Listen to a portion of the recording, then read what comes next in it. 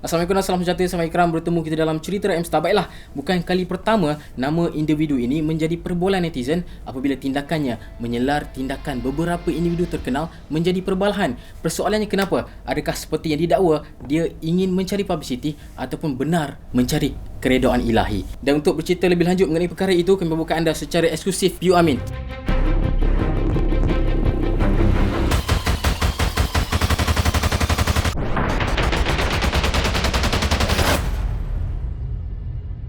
Terima kasih Piu Amin kerana sudi meluangkan sedikit masa dengan kami di M-Star hari ini. Alhamdulillah, terima kasih. Banyak kali apabila Piu yang sendiri berada di dalam industri hiburan kita ini cuba menegur beberapa artis, kemudian kena kat Piu balik. Apa komen Piu agaknya? Okey, baiklah. Secara awalnya memang saya terlibat sejak daripada 2015 dalam program reality, dan saya juga banyak dalam program pengacaraan, program lakonan, orang kata radio dan sebagainya. Jadi kita nampak suasana industri ini memerlukan juga kepada bimbingan yang santai tapi sampai. Dalam masa yang sama juga, bila kita melihat suasana yang berlaku hari ini, dia memaksa kita bersama-sama, bukan saya, bahkan ramai juga daripada golongan pendakwa yang berasa tidak selesa dengan fenomena hari ini. Segala kita sebut perkara negatif ataupun perkara yang luar daripada budaya yang normal dipamerkan secara umum, secara awam, sehingga boleh mencapai akses yang kita tak duga. Boleh sampai kepada tahap kanak-kanak, tahap budak-budak yang baru nak mengenal dunia. Maka atas sebab itu saya mengambil langkah berani dan juga berhati-hati untuk menegur secara hikmah. Kenapa asyik Piu seorang saja yang di backfire? Saya orang kata galak lah, kita kata menegur dengan media sosial, dengan video, dengan ayat-ayat dan sebagainya. Jadi dia nampak hari ni kalau sebut isu-isu yang panas, isu-isu berkaitan dengan perkara songsang dan tak kena dengan budaya, orang akan nampak Piu Amin. Kenapa Piu tidak cuba menegur secara lembut, mungkin secara berhadapan? Kenapa perlu mengaibkan? Apa komen Piu? Daripada konsep yang pertama, kita tahu kalaulah sesuatu perkara kemaksiatan, kemungkaran dan perkara negatif yang dilakukan secara sembunyi-sembunyi, maka kita akan pergi secara berhadapan, secara sembunyi-sembunyi untuk kita ceritakan tanpa membongkar keaiban dia, kerana dia juga tidak bertujuan untuk membongkar kemaksiatan dia. Tapi dalam tujuan hari ini kita dapat lihat bahawa ada sesetengah pihak yang merasa selesa, seronok mempamerkan segala keburukan, kemaksiatan yang orang tahu ini negatif dan dia pun tahu benda ini negatif untuk mendapat perhatian dan publicity daripada masyarakat. Maka saya juga menggunakan cara yang sama, kita kata in the one line lah, kita sebut mana dia berada dalam media sosial, kita menegur menggunakan media sosial. InsyaAllah memang kita akan adakan pertemuan dan kita akan akhiri dengan baiklah, insyaAllah. Kalau ada tak betul, kita akan tegur sama-sama dan kita akan bertemu secara berhadapan. Mungkin saya belajar daripada kisah teguran saya yang awal-awal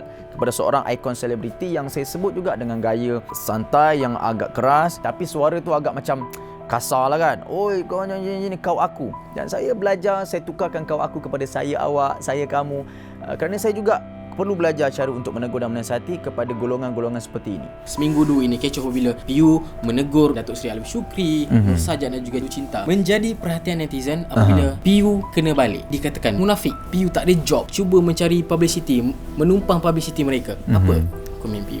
Okey, rentetan lah kalau saya boleh cerita tentang teguran dan nasihat saya. Saya menegur sewaktu awal pembikinan video ini bermula. Jadi maksudnya rentetan ni bukan waktu video tu dah keluar baru saya kata harap. Tak, kita bagi tahu kenapa tak boleh. Tak boleh, jangan, tak perlu. Okey, jangan tengok. Kalau siapa yang rasa imannya kuat tak nak tengok, dia report terus. Ataupun kalau tak tengok, dislike ke report, maknanya tunjukkan usaha kita. Dan akhir sekali barulah saya sebut ianya haram. Haram is haram, bro. Kita nak ajak manusia untuk tegah, untuk jauh. Kalau dia dah buat, okey, pada dia sendiri. Selesai. Jangan kerana perkara tersebut tersebar kepada orang lain. Populariti yang bagaimana yang perlu kami cari? Hanya semata-mata untuk kami menegur orang yang popular. Bukan kerana kami menegur selebriti, kerana itu kami tak ada job. Bukan. Sebab apa kita faham? Once you be a celebrity, orang akan nampak, orang akan follow dan orang akan ikut. Pengikut ni, kalau sekadar mengikut tak apa kan, Piu. Tetapi yang menyokongnya pula bagaimana? Piu pula dikatakan salah. Dalam isu macam ni kan, ada orang nak sokong, bagus kerana dia nampak. Ada orang nak hina, nak marah saya, nak kecam, nak kata munafik, kata syirik, penunggang agama. Hari ni popular kalimah penunggang agama kan. Hatta saya sebut, Kalau saya tak tunggang agama, saya nak tunggang apa? Adakah saya tunggang agama tu saya bawa darurat? Tidak. Tunggang agama itu juga, menunggang agama mana kita memakai pakaian agama untuk masuk syurga Allah. Kita guna agama kita untuk jalan kehidupan kita. Kita menjenamakan ustaz ini sebagai satu bahan untuk dijadikan pendidikan secara santai. Tapi jangan anggap secara santai itu, kelembutan itu kita boleh jadikan ia sebagai bahan untuk kita tolak. Masa kita perlu kita guna.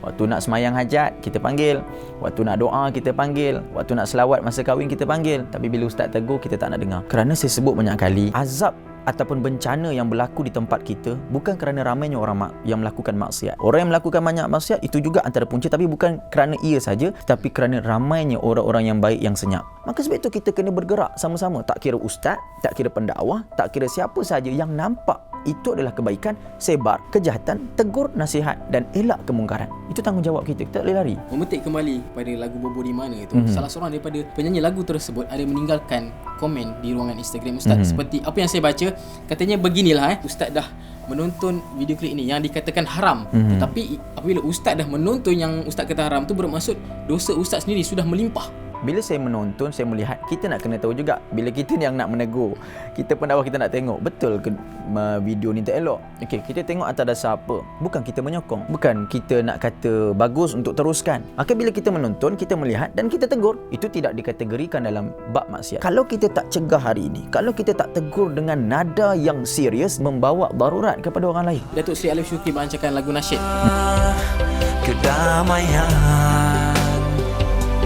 sebarkanlah ucapan yang penuh kemanisan. Komen view sesuatu yang baik ke? Saya pun dah keluar dalam Facebook saya, Instagram saya. Bagi saya sendiri, saya nak menghentikan pertikaian ni kerana saya tahu mesej dah sampai. Mungkin saya kata dia pun sedang berusaha untuk delete video Bobo di mana, tapi mungkin banyak pihak daripada pihak Indonesia dan sebagainya, walaupun dia keluar dengan video yang tak berapa baik, dia counter dengan video yang baik. Saya kira alhamdulillah, kita teruskan, kita sokong. Bahkan bukan music video dia yang nasyid yang kita sokong. Semua saja benda yang baik yang dia buat, kita sokong. Malah apa saja atas muka bumi yang baik, kita sokong. Bukan nak kata dia buat muka nasyid, kita kata oh dia nak cuci kesalahan dia. Tidak. Tapi tiap kali juga kalau dia melakukan juga kesilapan, bukan dia, pengajaran kepada orang-orang lain, selebriti-selebriti lain, jutawan-jutawan lain, hatta orang awam biasa yang suka mempamerkan kesilapan, kemaksiatan secara umum, seronok, gembira, publicity dan menjual diri secara tidak baik, secara cabang yang negatif, maka kami akan terus menegur dan kami akan memuji apa saja kebaikan yang anda buat.